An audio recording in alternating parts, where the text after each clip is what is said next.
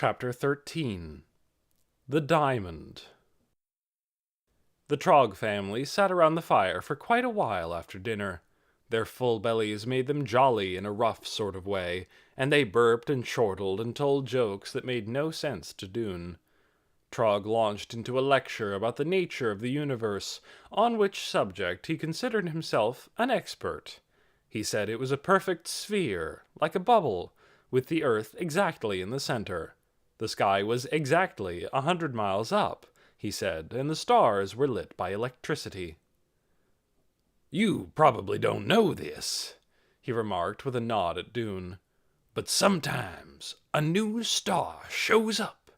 I have seen such a one recently myself, a greenish star that moves." "We all saw it," said Yorick, "just before we came in here." "Yes, we saw it, we did." Her eyes were half closed. She looked ready to fall asleep in her chair. Trog went on for a while about how the moon was actually much larger than it looked, about the size of a wagon wheel, and how the Earth, if you could view it from far above, would look like a vast dinner plate, exactly 1,000,000 times bigger than the moon. "And the mountains would look like lumps of mashed potatoes," said Yorick. "And the forests would look like spinach," said Kanza, and they both broke down into great guffaws. Finally, Trog pointed to the hourglass, which was draining its last grains of sand into its bottom half. "Bedtime!" he cried. Minnie awoke with a start, and everyone got up and shuffled off to the apartment. There, Minnie hurried around, sticking candles in cups and cans. Their orange glow cast flickering shadows on the great piles of stuff that cluttered the room. "That's where you sleep," said Trog to Dune, pointing to a brown and orange striped couch, which had a couple of blankets draped over it. Scargo went from one bed to the next, folding and smoothing blankets. "Scargo hardly ever speaks," Dune observed. "He speaks when spoken to," said Trog. "A good rule for everyone." "I don't agree," said Dune. "What's that?" Trog stopped in his tracks and put one big hand behind his big ear, as if having hearing difficulties. "I said I don't agree that it's good to speak only when spoken to." Suddenly Dune could feel his temper rising in him like a spurt of flame, even though he knew that contradicting Trog was probably dangerous. "If everyone did that, no one would ever speak at all. What you mean is that people should only speak when you speak to them, because you're so powerful, I guess. Why do you get to be the powerful one?" Trog's face bunched up in fury, and he took a threatening step toward Dune. Everyone else suddenly stopped talking and looked up. Trog paused. His expression changed. His mouth stretched into a smile. "Dude," he said, "that is a good question. What makes me powerful? I would tell you. A powerful person is one who takes action. I have taken drastic action to make sure my family is safe from danger. A powerful person is one who is strong. You know that I am strong.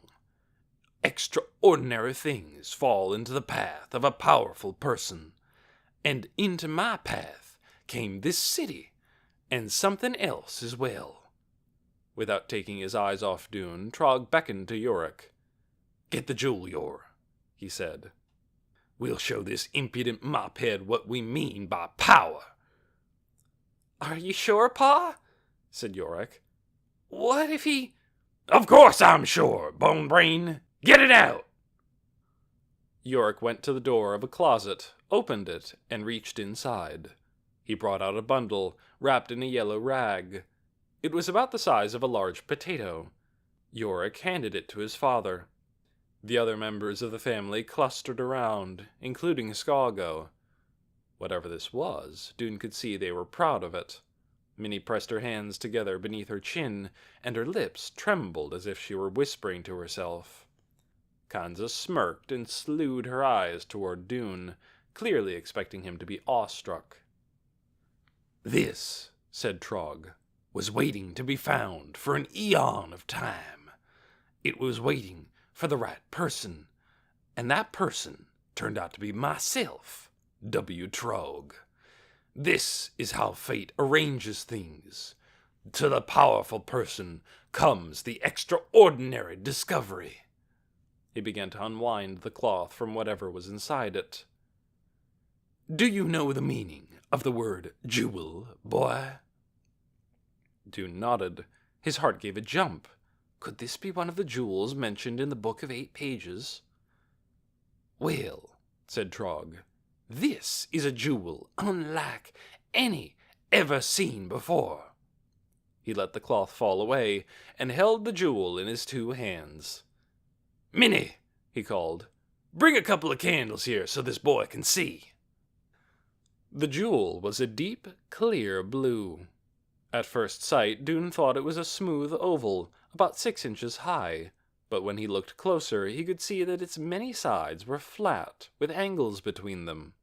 The candlelight sparkled on every edge. At the jewel's base was a golden ring, like a neck. Dune bent to look closely, and saw that within the glassy depths were thousands of tiny bits, like splintered blue ice, each one separately catching the light and making the whole jewel shimmer and gleam, a stone full of stars. It was a beautiful thing, and he could believe that it was powerful in some way. It seemed to enclose a mystery. In Trog's big, grubby hands, it looked all wrong. Dune had an urge to take it from him, not to steal it, but to rescue it. He reached out to touch it. Trog snatched it away. No touching, he cried. Just look. Hands off. What is it? Dune asked. I told you, Drone, said Trog. It's a kind of jewel. It's called a diamond. But what is it good for? Trog gave an exasperated sigh. It is a marvel, he said. People will give a lot just to lay eyes on it. Someday, if we want to, we can trade this for just about anything. A stone house on a mountaintop, said Yorick. With land all around and a high wall, added his mother. Oh, such a high wall! She sighed and twisted her fingers together. And servants to do all the work, and animals, and all the clothes we want, said Kanza. Dune wasn't listening. He was sure of it now. This was it. This diamond was what the book was about. A tingling wave swept through him, and for a moment he forgot to breathe. Are there more of them? He asked. Of course not, thundered Trog. Want one for yourself, don't you? Well, you're too late. This is the one and only. Where did you get it? Dune asked. Just up there, said Trog, flicking his thumb upward and toward the blackness overhead. Right by the... Don't tell, cried Yorick. His father gave him a scornful look. And why not? Because it's a secret, Yorick said lamely. It was a secret, Trog corrected. A secret waiting for us. It's nothing now, just an empty room. Outside, you mean? Dune asked. He'd expected to hear that Trog had found it in the storerooms. Up on top? Trog nodded. Built into the mountainside, he said, by the ancients.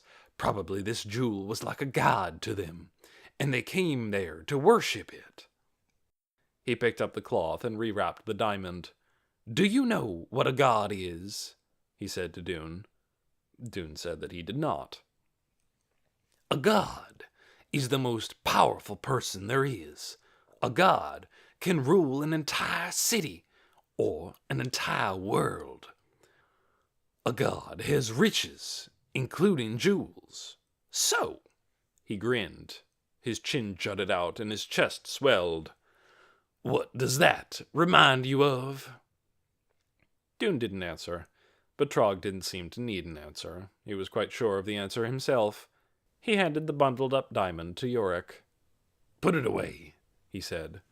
"And you, Doob, don't think you will be left in here alone for even one fraction of a second. You won't have even the slightest chance to get your hands on our diamond." "I'm not a thief," said Dune. Trog raised his voice. "All right, everyone to bed. Minnie, you're on firewatch. First shift. Get down there." Minnie put on a coat and hurried downstairs.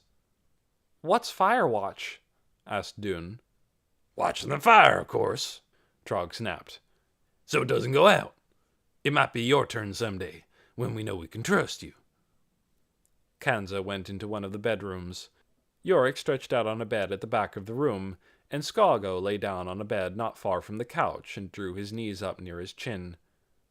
Dune took off his jacket. Reluctantly, he settled on the couch and pulled up the blanket, which stank of mildew. "Everyone tucked in?" called Trog. "Yes, Pa," said Kanza's voice from the bedroom. "Uh-huh," said Yorick, back by the kitchen. Scargo and Dune said nothing. "Just a word of warning to you, young Doom," Trog said. "No point trying to creep out of here in the night. We'll hear that chain going clinkety-clank." He took his candle into the other bedroom. There was some rustling and creaking and muttering, and then the light went out, and the room sank into a darkness as black as the dread and despair Dune felt inside. "Sweet dreams," called Trog. Dune lay there wide awake. His mind went over and over the same thoughts, until he was afraid they were going to burn a hole in his head. How could he have been so stupid as to let himself be caught? Why hadn't it occurred to him that there might be danger down here? If he'd been paying better attention, would this have happened? Where was Lena on this night? Was she all right? If she wasn't, it was his fault. In between these tormenting thoughts, he kept picturing the blue diamond, which was meant, he was sure, for the people of Ember. It was beautiful and mysterious. It had a purpose. He was sure it did. And he was sure that Trog didn't know what that purpose was. "But I could know," Dune thought. "If I could only get my hands on it and really look at it, I could know." He turned over, kicking at the blankets that twisted around his feet. The chain clinked. Trog's voice came in the dark. "Settle down." "I might be able to sleep if you'd take this chain off me," Dune said. "No chance," Trog said. "Don't want you walking in your sleep." Ha ha. A long time went by. Trog snored. A snort, a growl, and a wheeze. Yorick breathed steadily, whistling now and then through his nose. Kanza muttered in her sleep from the next room. Scargo, on his bed a few feet away, seemed to be still awake, making whimpery noises. Dune thought maybe he was talking to himself, since he didn't get to talk much to anyone else, or maybe he was crying. He tried again to talk to him. "Scargo," he whispered. The whimpering stopped. "Scargo," said Dune again. "Scargo, answer me." From the direction of Scargo came a tiny, frantic sound. "Shh!" Dune made his whisper even quieter. "Do you know what that diamond is?" No answer. "Listen to me," Dune said. "You don't have to say anything. Look under this couch sometime when you're alone. I've put something there." The couch sagged in the middle. Dune twisted this way and that, tangling himself in the thin blanket, trying to find a comfortable position. He had to get out of here, and that meant he had to find the key to the chain that bound his feet.